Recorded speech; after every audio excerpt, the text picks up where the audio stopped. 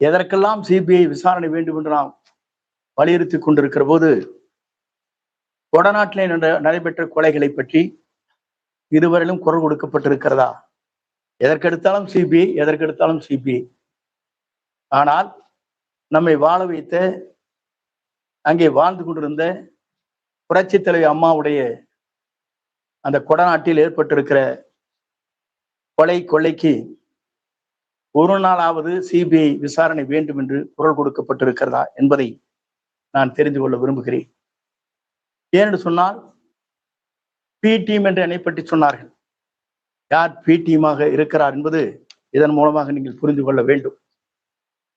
அது மட்டுமல்ல, 3 முறை அம்மா இருக்கின்ற போதும் அம்மா மறைவுக்கு பிறகும் ஓபிஎஸ்ஐ மட்டும்தான் முதலமைச்சராக அருகிலே அமர்த்தினார்கள். ஏன் உங்களை அமர்த்தவில்லை முதலமைச்சராக என்ற கேள்வி நான் இங்கே கேட்க விரும்புகிறேன். ஏனென்று சொன்னால், நான் முதலமைச்சர் ஆனதற்கு பிறகுதான் இவருக்கு அமைச்சரவை இடம் தந்து என்று சொன்னார்கள். எங்களை போன்றவர் இவரை முன்மொழியவில்லை என்று சொன்னால் இவர் முதலமைச்சரே ஆயிருக்க முடியாது. இவர் அம்மா மூலமாக 3 முறை முதலமைச்சரானவர் ஓபிஎஸ். ஆனால் இவரை பொறுத்தவரையும் கொல்லப்புற வழியாக முதலமைச்சரான என்பது நாடறிந்த ஒன்று.